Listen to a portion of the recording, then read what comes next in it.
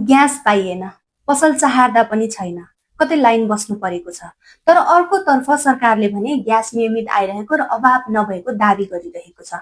यति मात्रै नभएर ग्यासको हाहाकार हुन थालेपछि प्रधानमन्त्री कार्यालयले समेत सरकारवालाहरूसँग छलफल गरिसकेको छ र सरकार भन्छ ग्यासको अभावै छैन, व्यवसायी भन्छन् ग्यास पर्याप्त आइरहेको छ।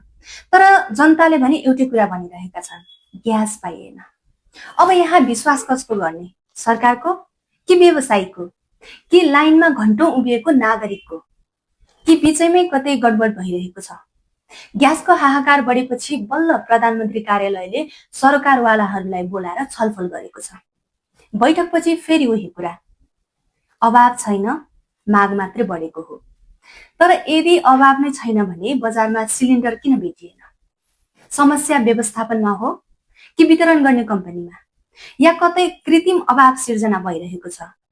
यदि माग बढ्ने कुरा सरकारलाई पहिले नै थाहा थियो भने त्यसको तयारी किन गरिएन? चाडपर्व नजिकै गर्दा नागरिकले किन यति धेरै शास्ति भोग्नु पर्यो? अहिले सरकारले आयात बढाउने निर्णय गरेको छ, यो एकदमै राम्रो कुरा हो। तर जनताले निर्णयको समाचार होइन, घरको भान्सामा समयमै ग्यास पुगेको देख्न चाहेका छन्। अन्त्यमा सरकारसँग एउटै प्रश्न, समस्या वास्तवमै कहाँ हो? जनताले सहज रूपमा ग्यास कहिलेदेखि पाउँछन्? किनकि नागरिकलाई आश्वासन होइन, समाधान चाहिएको छ।